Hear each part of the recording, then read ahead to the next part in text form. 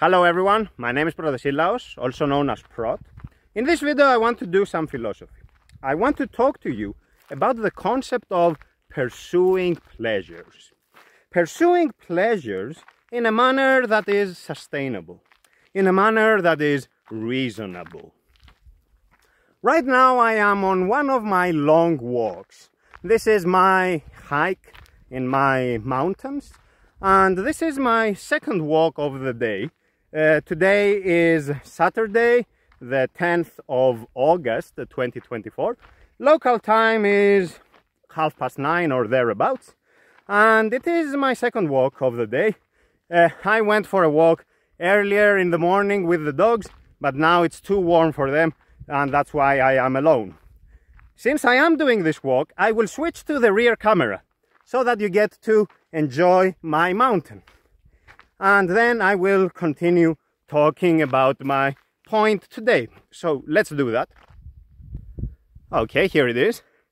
And let me see, can you see? Let me switch, there is this zoom level of 0.5. Let me switch to that. Okay, looks better. So now you should have a wider field of view. I will be also commenting on what I am seeing around, but this will mostly be about the philosophical topic I want to cover. But first, a few words about where we are and where I am heading to.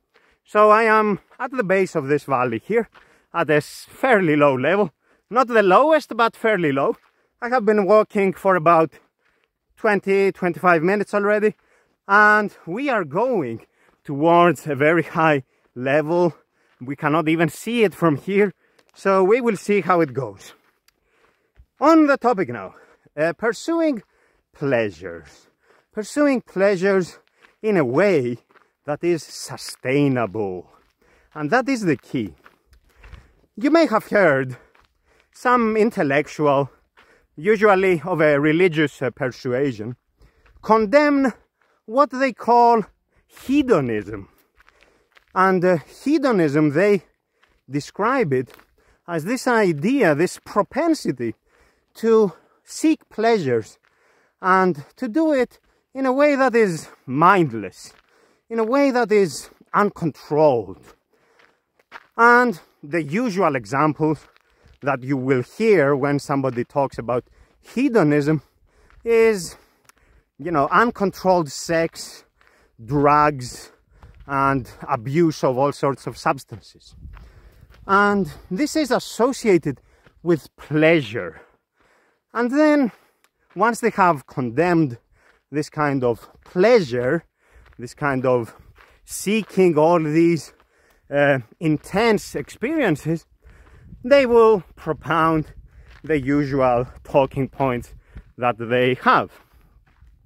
But for me, this is not good. This is not a persuasive discussion, because I think it is not disaggregating the various cases. It bundles everything together. And by bundling everything together, it will consider extreme cases in the same basket as the more reasonable ones. So it will take the case of drug abuse, for example, and it will say, you see, this is pleasure seeking, and you shouldn't do that. Of course you shouldn't do that, because that is not pleasure seeking. That is being addicted to substances. Have you ever seen a junkie? Do you think they are having a good time? Of course not. But they will use this caricature, this extreme case of pleasure seeking, so-called, to put everybody in the same group and say, no, we don't want that, and you should be modest or whatnot, and constrained in your behavior. And I personally do not subscribe to this worldview. I think we need to disaggregate the cases. We need to have a more refined understanding of the phenomena. And we need to be able to differentiate something that is done reasonably, something that is done responsibly, from something that is done recklessly. And this is basically the litmus test of sustainability. When you're doing something responsibly, you can do it again and again and again. It's not something that will destroy you. But if you are doing something irresponsibly, if you are doing something mindlessly, it will undo you. It will lead to your ruin. Now, let's consider an everyday example, something that even a child can relate to, because this is ultimately what philosophy is about. If you are talking in a manner that nobody can understand, then you need to check yourself. You need to distance yourself from the academics you are all the day spending your time with, and you need to go and find the real people. So philosophy is about talking to everyday people, including a child. So here is an example that a child can understand. Imagine your favorite food. So I will use the example of a pizza. It's not my favorite dish, but let's imagine this is your favorite type of meal. And the best pizza, of course, you will find it in Italy. So you go to Bella Italia and you find your grandmother there. So you find Nonna there and you're like, Nonna, do me a pizza, por favore. And the Nonna will prepare the best pizza you can ever find. And you start tasting it. You have the first slice and it is delightful. And you're like, wow, this is fantastic. It's absolutely great. And you really, really enjoy that moment. And you have a second slice and you're like, ah, this is godly. This is the best thing you can ever have. Fantastic. And you keep eating and you have the third slice and the fourth slice. And eventually, as you eat, your pleasure, like the value you get out of it, diminishes. And it reaches a point where it's no longer pleasurable. It starts feeling heavy and you don't want to have any more of it. You are full, of course, your stomach is full. And if you continue eating, you will get sick at some point. So we see how something that starts off as delightful, something that starts off as nice, enjoyable, ends up being almost poisonous. Like if you have too much of it, it's disgusting. You cannot take it anymore. So what we can understand from this experience that everyone can relate to is that we have to do things in a measured way. We have to do things in a controlled way. So there is no such thing as an activity that is pleasurable in itself or that is pleasurable in a vacuum. It is pleasurable when it is done to the right degree. And by extension, it is not pleasurable when it is done to a degree that is disproportionate to what we need. And we can understand this for everything. We can understand this with food. We can understand this with drinks, whether it's everyday beverages like, I don't know, water or coffee or tea or alcoholic beverages even. And we can understand it with activities, with all sorts of activities. Like if you are doing a walk, like the walk I am doing here, or if you are exercising, or if you are programming, or if you are writing, whatever it is you do, if you do it in a measured way, it will give you enjoyment. It will be something that fulfills you. It adds meaning to your life. You like it.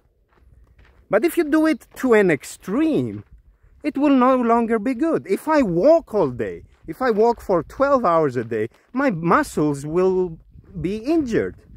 They need time to recover. Plus, I won't have enough time to do other activities in life that I also enjoy, because my limited resources will be committed to this one activity. If I am here walking, I cannot also be home writing articles, for example, or doing some coding. I can only be here or there, but not do both at the same time. It's not possible. And so, of course, with everything that we experience, we have to do it in a manner that is measured, in a manner that is controlled. So we have to avoid the extremes. We have to not overdo it. There are some activities which are not about the measure with which you do it. There are some activities which are inherently bad for us, which will definitely lead to our ruin. Take the case of drugs. Now, drugs are not pernicious per se. They are not evil per se. They have a very specific use in medicine, for example. But when you take that drug and you use it in a way that is so-called recreational, it's not really recreational because it is destroying you. But if you use it in a way that is so-called recreational, what happens is that there is no measure there. You cannot control it. You cannot just have heroin once and say, oh, this is fine, I will just have it once a year. You cannot do that. You will very quickly get addicted to it, and you will be banging your head on the wall, you will be shivering, you will be crying when you cannot get your dose. And this means you will become a slave of it.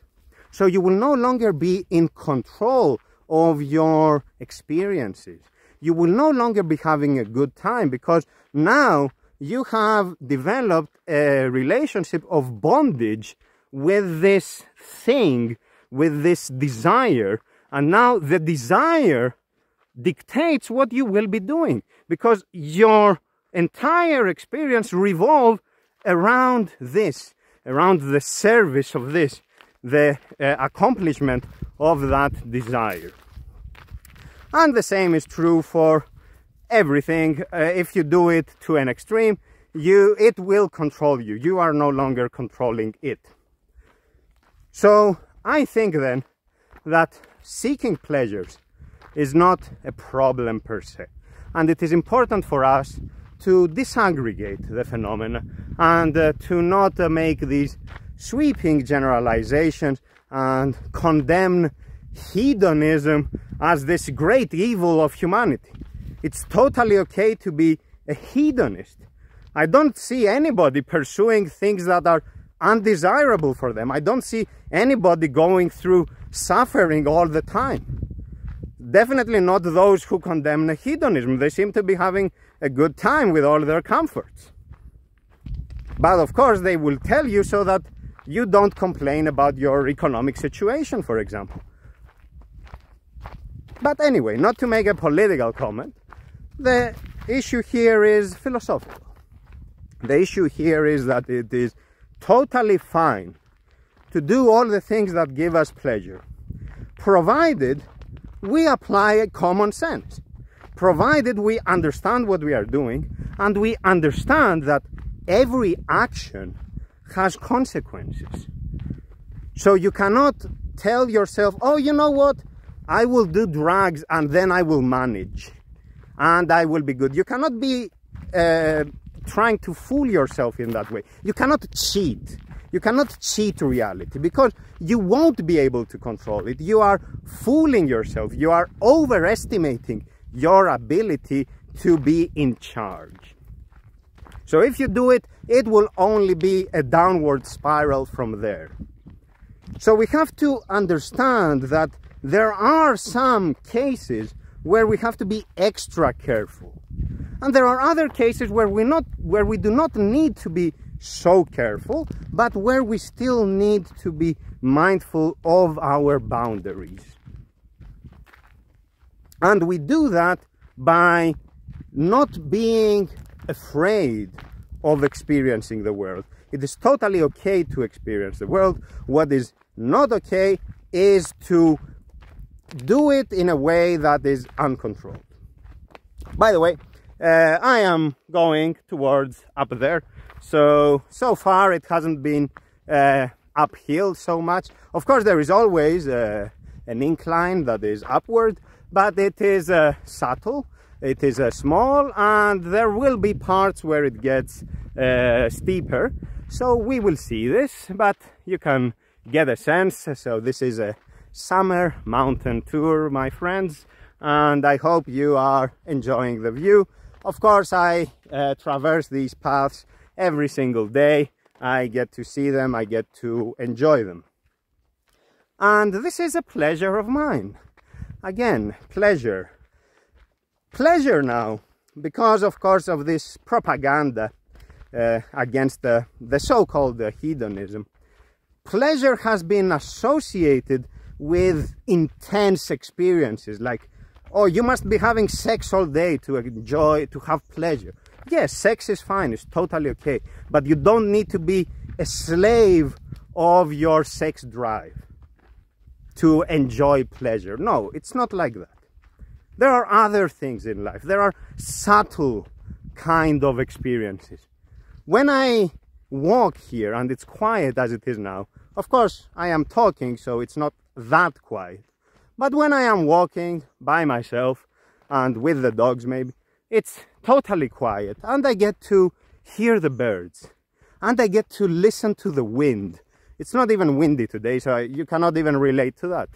But I get to experience these more subtle phenomena, and for me that is pleasurable.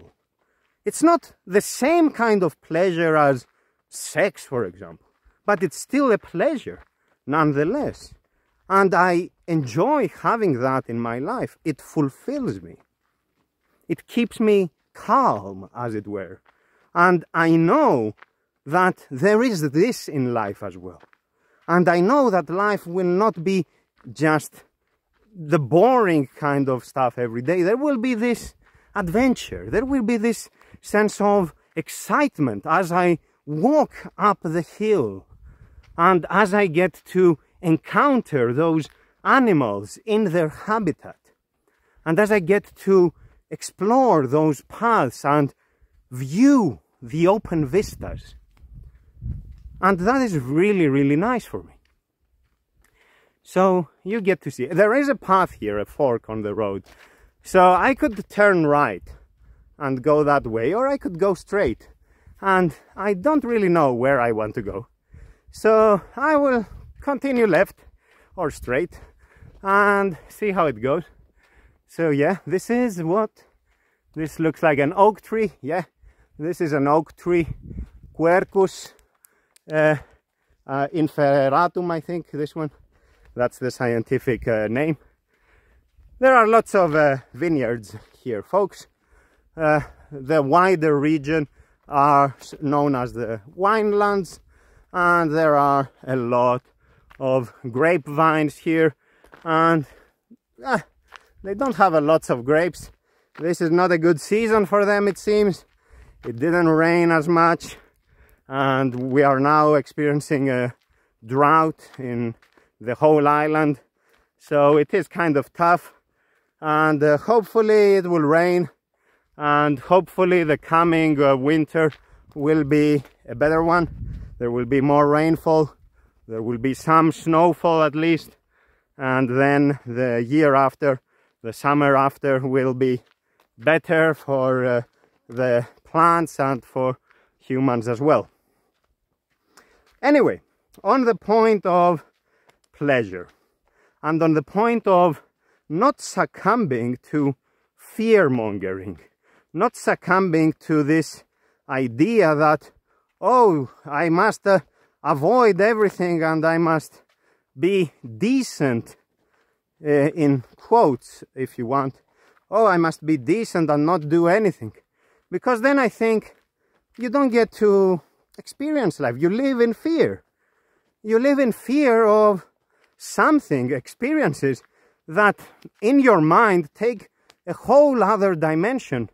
They are kind of aggrandized as these great evils or these great temptations that will lead you astray. And I think this kind of mindset of not exploring, of not questioning, of not going out of your comfort zone is a mindset that is generally disposing you to not upset what is your comfort zone, to not upset what is your domain of the known, and to consider what you know as the only thing that is benign to you. And thus you are constraining yourself, because many times there are things that you don't know that you want, that you don't know that you need. And there are many things that you don't know about yourself. I wasn't doing these walks my whole life, for example. I discovered that this is a pleasure. I discovered that this is something I like after I became an adult, after I eventually ventured into the mountains. And that was in my 20s, mid-20s. It wasn't earlier in life. But where I close-minded, where I not willing to explore, not willing to question my own beliefs, my own held views, I would have remained in my previous state. I would have been content with what I knew, with the routines I had established, and I would think that this is all that there is. And I would be talking negatively about everything that I had not experienced. And I would not be willing to try any of those experiences. So that kind of mindset, I think, keeps us confined.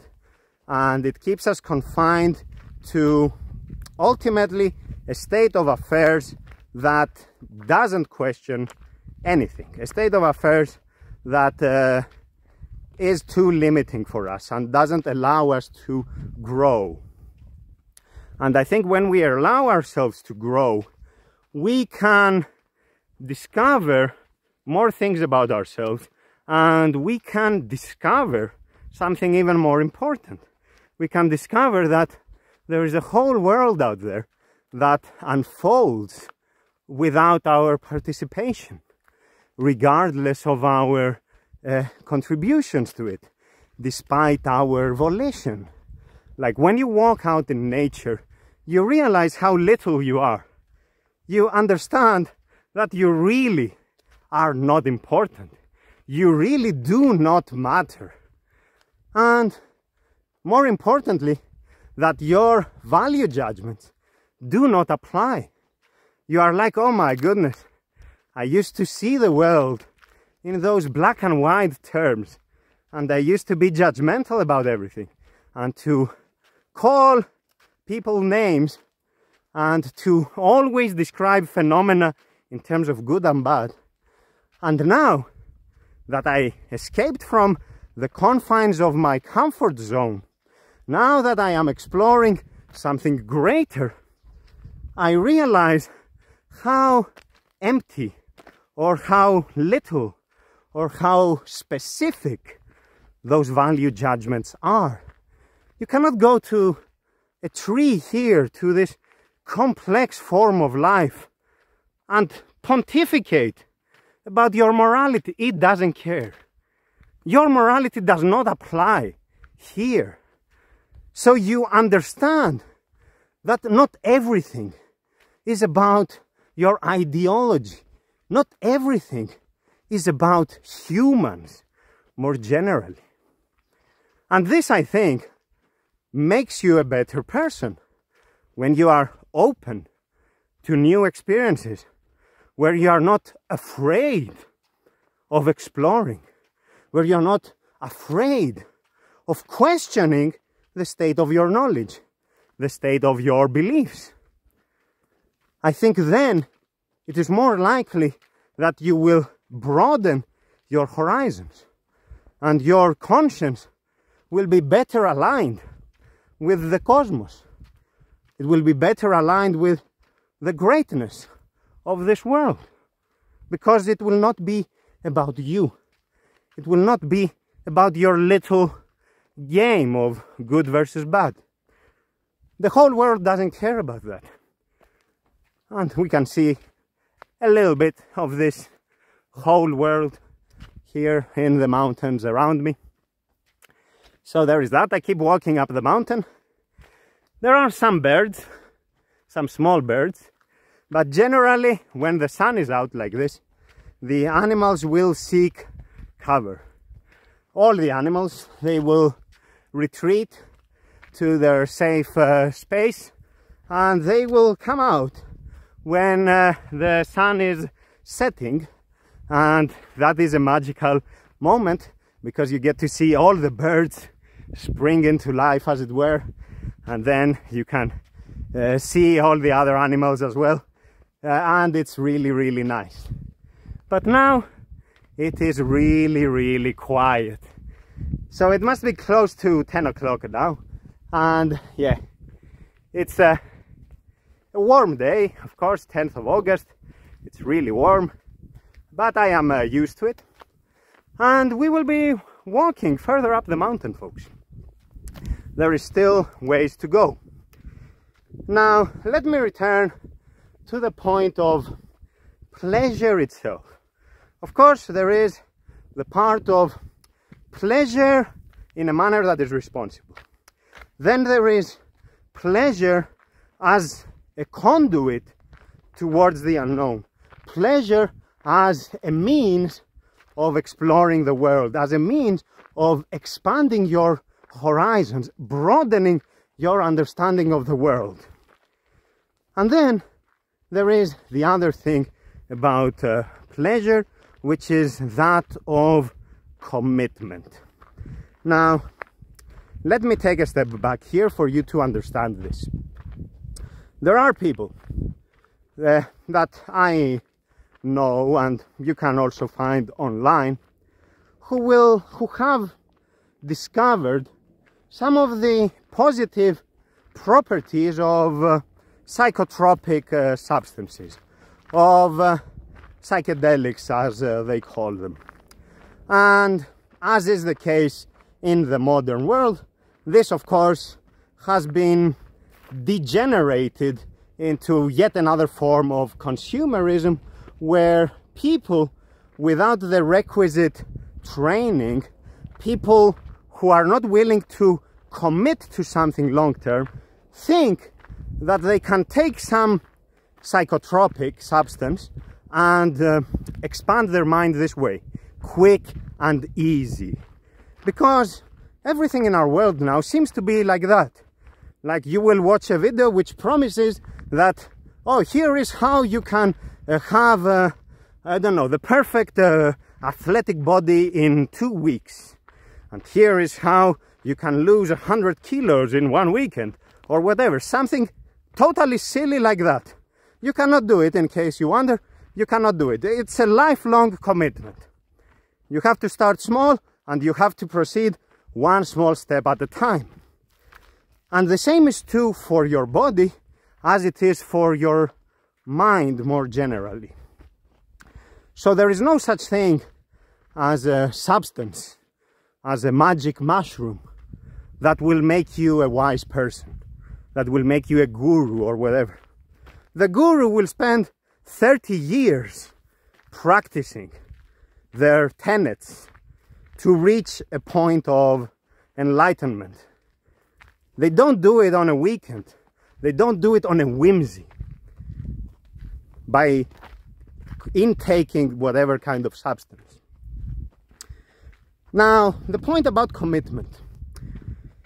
There is a very good chance that shamanic cultures or ancient peoples, polytheistic beliefs, etc., were using, in some of the rituals, were using psychotropics as part of the ritual, as some kind of initiation. And generally, those have a ritual associated with them, and those are part of a wider tradition that requires people to be immersed in that tradition and to be initiated in it. So to be gradually introduced into the levels of knowledge and profundity therein. And in those traditions, basically what I want to say is that things will happen slowly. And there is a kind of longer term, lifelong commitment to that cause. Now, whether the cause is good or not, that's a completely different discussion. What I am saying here is that The kind of pleasure you get from broadening your mind, from expanding your conscience, from having a bigger picture view of the world, from being more patient, and from not being disturbed from the vicissitudes of everyday phenomena.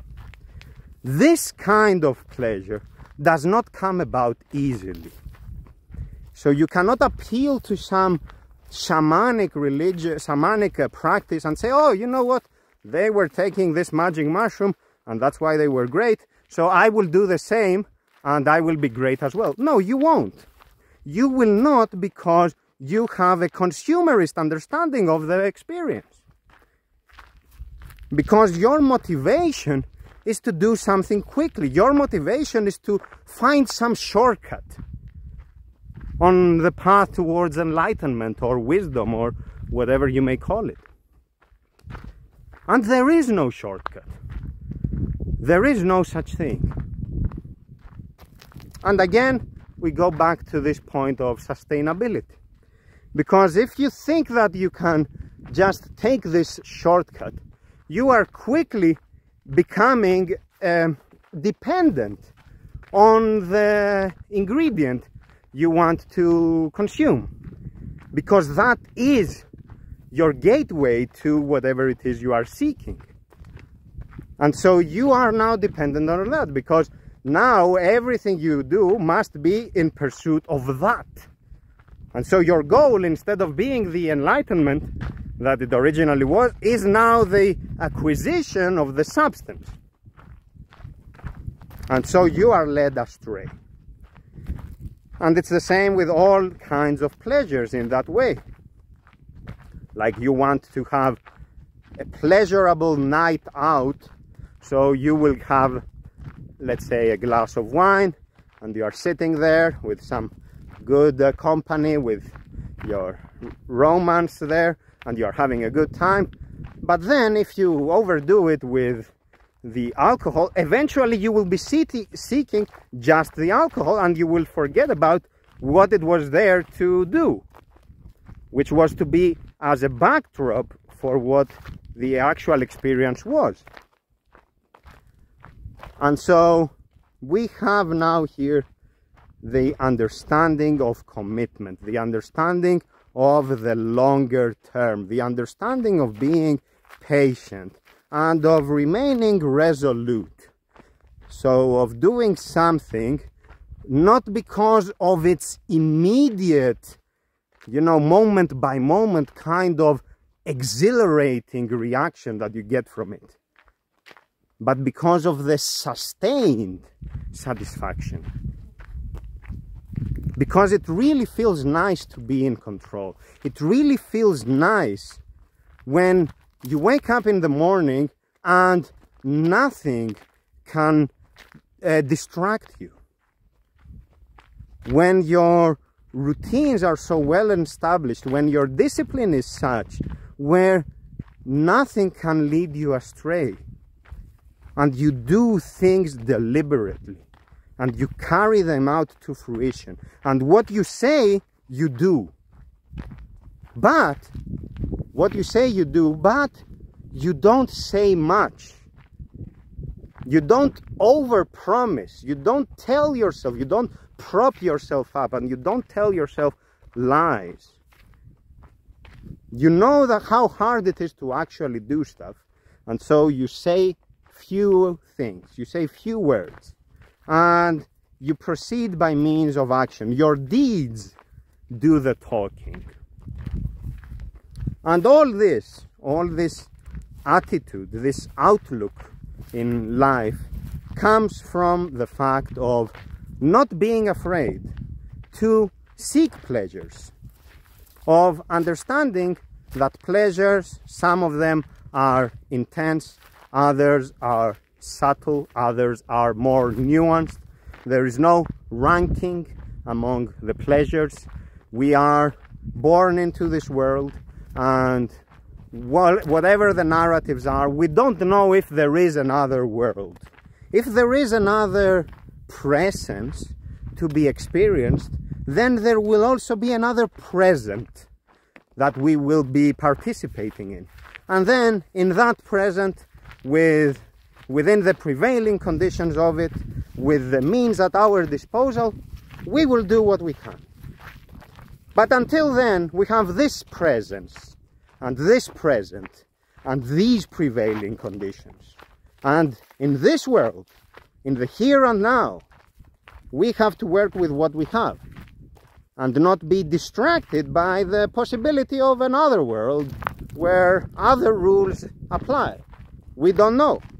Nobody came back and told us how it is. We just think there is such a thing. By the way, I took a detour, I think, and now I'm moving down the valley, but I will be going up again. So there is this point over here. Let's see. And there I can see over there. I will go towards that point, and I can see that there it is turning up again. I want to reach the highest point where the plateau is, and well, actually it's not the highest point, it's a plateau, and then you can still walk up. So we are not too far away, folks, so it should be up there. But now I am going on a long detour that way.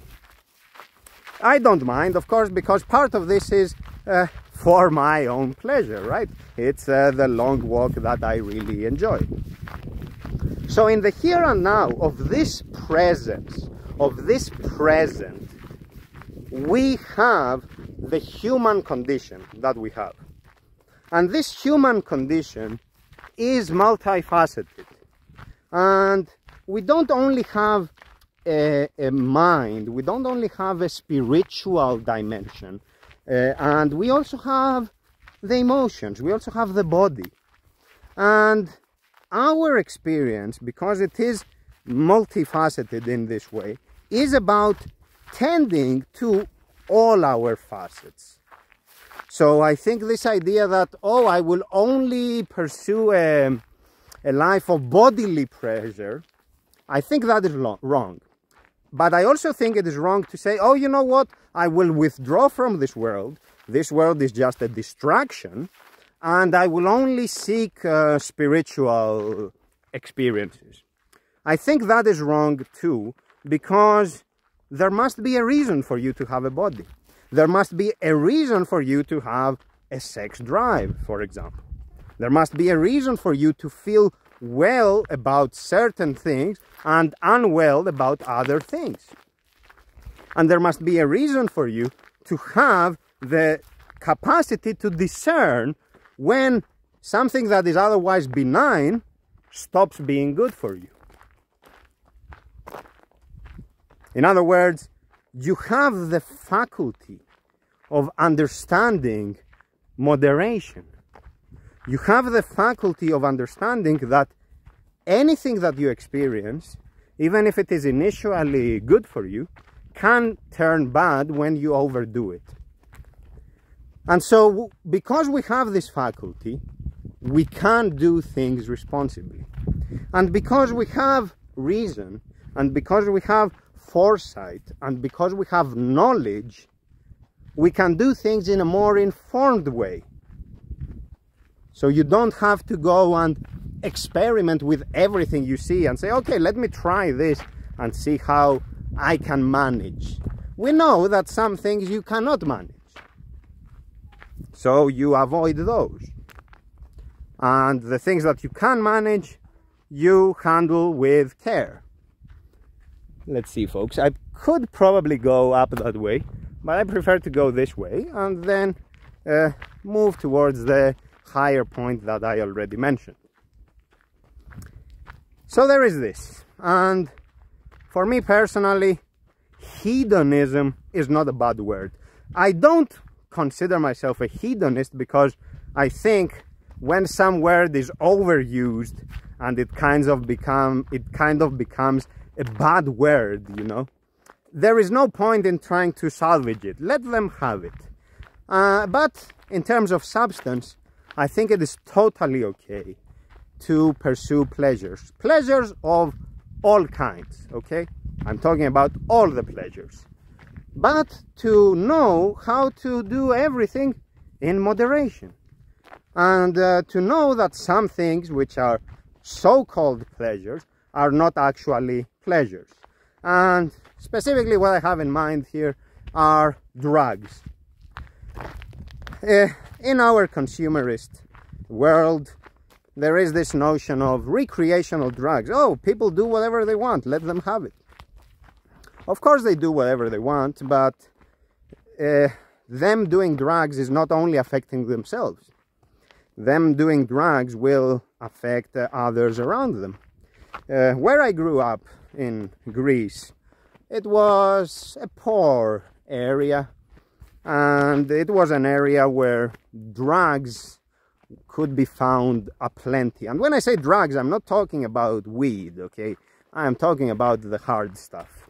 The stuff that you have once and your life is ruined, and either you will die young or you will live long enough to be mad. I'm talking about that kind of stuff. So what happens is that the people, the friends I had, the close ones I had, who went down that path, they lost themselves. They are lost. They are gone. They don't exist. They don't exist anymore because it warps, like drugs like that will warp your mind. You are not yourself anymore. And you are not in control anymore. You will go stealing. You will avoid your responsibilities in life.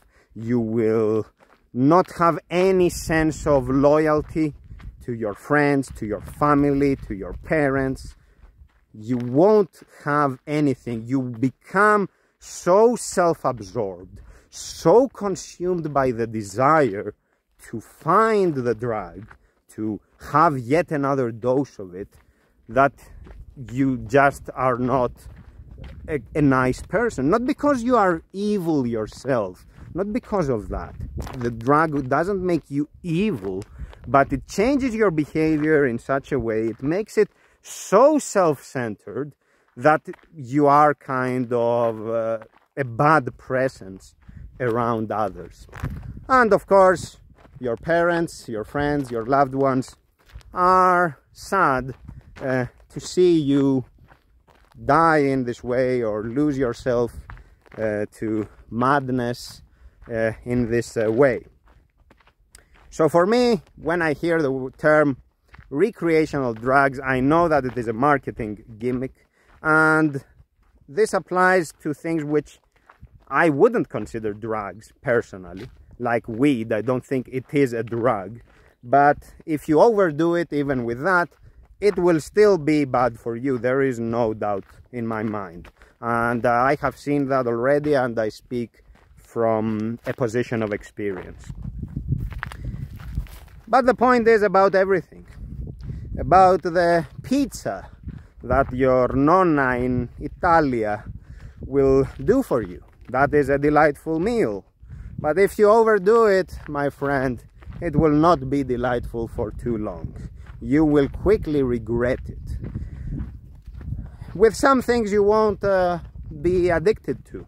You can quickly recover. But with other things, you will never come back. And so, of course, we'll need to be more careful.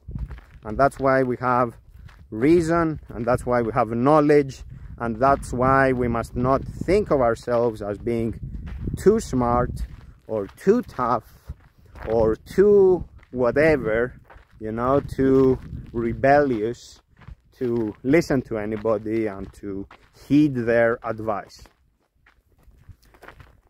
So this is it, folks. Pleasure is fine. There's nothing wrong with pursuing pleasures. The intense ones, like sex, for example. The subtle ones, like this walk. And everything in between. What is not okay is to do things in a way that is self-destructive. To do things in a way that is impatient. And to lose yourself in the process. You want to be in control.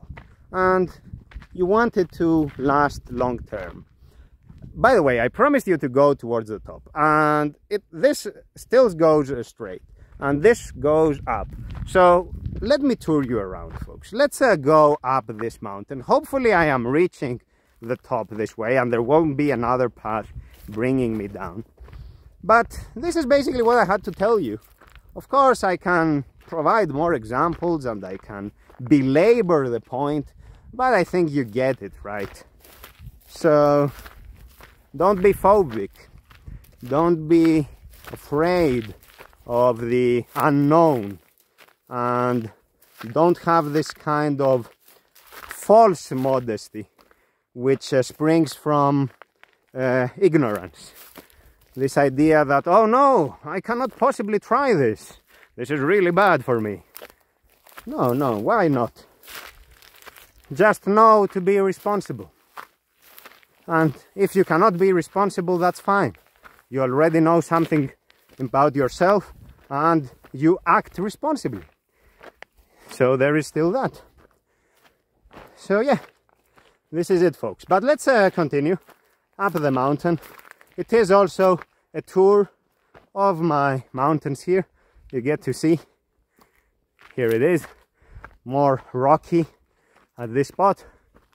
And there is a vineyard nestled in this part of the mountain. It looks nice. It gets warmer as well. So it will be close to 11 at some point.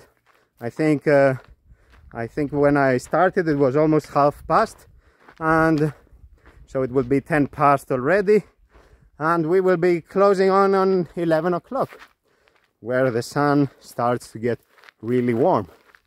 But now I reach the part that I really enjoy, the part where I am climbing uphill, and I do it with a level of intensity. And for me this is really nice. Again, this is pleasurable. For me, this kind of experience invigorates me.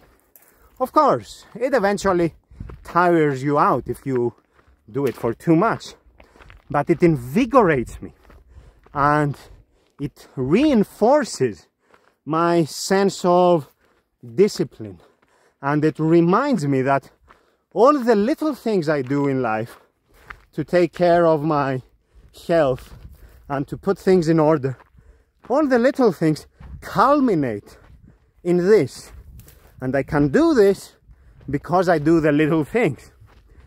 By the way, I am right now walking through a vineyard.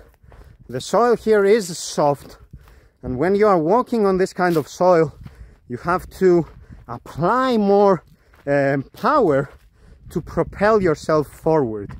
If you have ever walked on a sandy beach, you know exactly what I am talking about. But it's still really nice, really good. Up, so I am past this. Let's see. I want to show you an open vista, folks, and then I will call it a day. So I have been recording this video for 48 minutes from what I can see over there. 48 minutes and 30 seconds now. So this is good. And okay, we go there and we will eventually see some open space.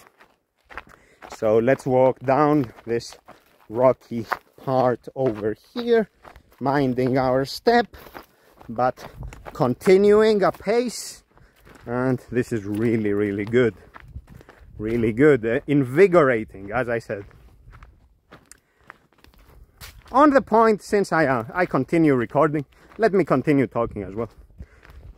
I started this by mentioning religious people of a religious persuasion who will talk against hedonism, so-called.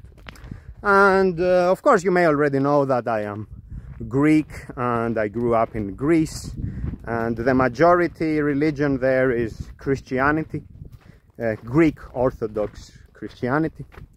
And the Christian worldview basically holds that the world we now live in is kind of a distraction. It's not really what we need to be invested in, because our goal is paradise.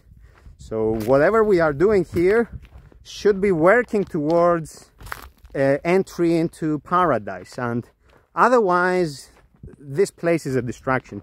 You don't need to like this place. And for me, this is a counterintuitive view. Of course, the clergy, while they are telling you that this world is a distraction, that you shouldn't care about it, the higher-ups in the hierarchy will, of course, drive around with the most expensive cars, be in the most opulent of temples, wear garments that have gold or whatever, and then they will tell you, oh, you know what, this world doesn't matter, right? So yeah, of course, there is this apparent hypocrisy, but I will pretend that I didn't see it. The point here is that I consider this view counterintuitive because I cannot possibly know if there is a paradise. Of course, you can tell me about it, and you can tell me that some god told you about it, but it's something that I cannot relate to.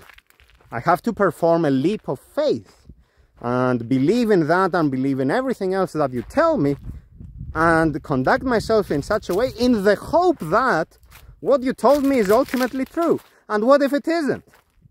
Well, if it isn't, my friend, and I am wasting my time listening to you. Whereas there is this more intuitive understanding of the world, this immediate understanding. I touch, I see, I smell, I can reason about the world. And there is this experience that I have, this multifaceted experience that I have of the body, of the mind. And I can understand the world here.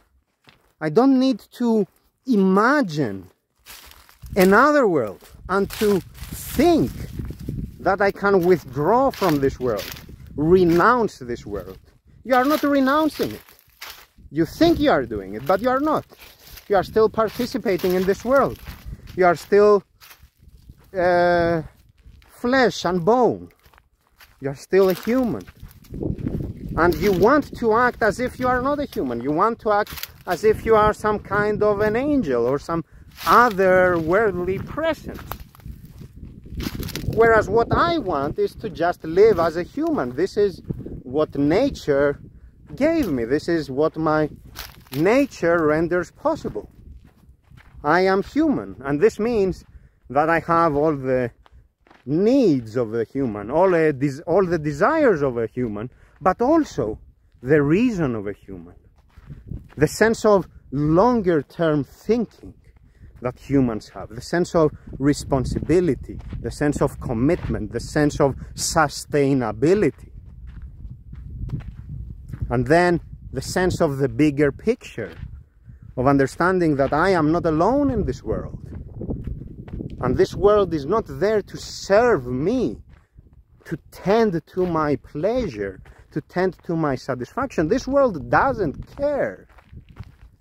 And as we find fortune out there, we also find misfortune. Just as we find happiness, we find also sorrow. So I understand that the world at large doesn't revolve around my ego. But I still have an ego. I still have a sense of self that I can transcend in some ways. But in other ways I cannot transcend. I still need to feed myself. I still need to feel healthy. I still need to perform these kind of everyday activities. So there is that, folks. And when I walk these paths, when I traverse these tracks over here and I get to see these open vistas, I find this openness to be relaxing. It is pleasure of a subtle sort. It is pleasure nonetheless. And I know that when I see this, I don't want to renounce it. I don't need to renounce it. I don't find calmness, peace of mind, equanimity in withdrawal. No. If you are withdrawing, you are simply denying yourself of your nature. You are trying, at least, to deny yourself of your nature. Whereas I find tranquility in participating, in action, in being part of all this. Because equanimity, tranquility, ataraxia in Greek, is about moderation, is about understanding your place in the world. It is about this bigger picture. So when you have something, you appreciate it, you enjoy it, you take pleasure in it. And when you don't have it anymore, or you cannot get it, you also appreciate the fact that you are here, and you recognize the constraints imposed upon you by these greater magnitudes. All this here. Let me see, folks. I'm trying to find an open spot and I cannot. So let me see. Maybe there is here. But otherwise I will close this. It's 56 minutes. So okay, I will do it. I will round it up to an hour. So we have 4 more minutes, folks. 4 more minutes to find a good spot. But okay, already you can see, right? It's not like you cannot see. These vineyards here, not much produce, not a lot of grapes on them this season, but what can we do? These are magnitudes outside our control, folks. We cannot control the weather, we cannot control the seasons, we cannot make the world revolve around us. So our pleasure will have to be moderated, will have to be consistent with what our world renders possible. So here it is, folks. This is really nice. And there is a bit of wind here. Maybe you can see like this. And it's really quiet. It's always quiet. And it is so nice. I really, really, really enjoy it. Look at this, wonderful. The sun is high in the sky. As I said, it must be 11 o'clock now. I don't know exactly. I think it was around 9:30 when I started recording this, but I didn't actually check. So there it is, folks. Wonderful.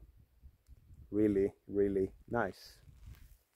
And is there a path for me so that I can go to that track over there? So there has to be, of course.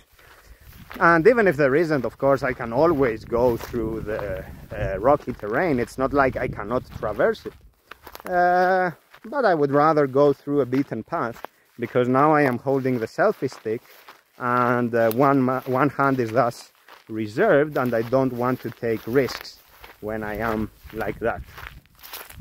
But sometimes I do it regardless, so not to give the impression that I am too risk averse, but yeah, there is that.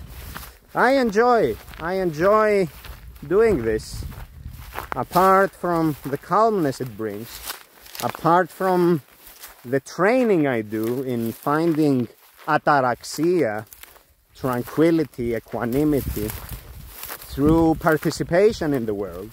Apart from that, I also satisfy the animal within me, because humans are not much different from wolves. We are very close to the wolf. We are very close to pack animals that are predatory and territorial, like the wolf. And like those animals, I enjoy openness.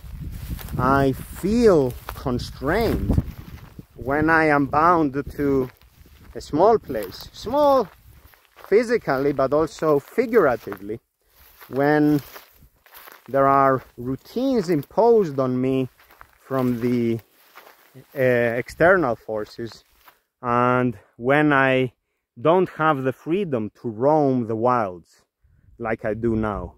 So when I don't have that, I feel like I am in a cage. But when I get the chance to traverse the mountains to go where nobody walks, where no one treads, I satisfy the animal within. And that keeps the animal in check. And that keeps my whole self in a balance. So I do not suffer. I do not have any kind of pent-up frustration. There is always an outlet for my curiosity. There is always an outlet for this near boundless energy that I have. This near boundless eagerness to be active, to work, to do stuff. I cannot just sit around. I cannot just chill. I need to be in the world. I need to do stuff. And there I will find pleasure. And there, through discipline, with patience and commitment, I will reach a level of tranquility. So there is that, folks. We are past the hour. So I will close now the video. I will conclude it. So let me switch to my camera then. So switching. I will conclude this video as I said. Thank you very much for your attention, folks. That's all for today. Remember, don't be afraid of pleasures. Don't be afraid of experiencing new things. Don't be afraid of being open to new phenomena, new ideas. But always, whatever it is you do it responsibly. Don't do it opportunistically. Don't do it don't do it as a one-off. Don't do it superficially. Do it with intent. Do it with commitment. Understand the why. If there is no why, if you cannot answer the why, then probably you need to take a step back. You need to take a step back and think again. And assess things anew. And once you understand what is happening, then you can resume, you can engage once again, or disengage, if that is what you must. That's all for today, folks. Thank you very much for your attention. I hope you enjoyed my mountain tour, and you may also have found my discussion interesting, but at least you enjoyed the view here. So I will continue walking. I need maybe another hour to get back home, but I will take a longer tour now, so it will be longer. And that's it. This is my morning here in the Troodos mountain range, in the mountains of Cyprus, on a sunny August day, the 10th of August 2024. Goodbye, folks. Take care.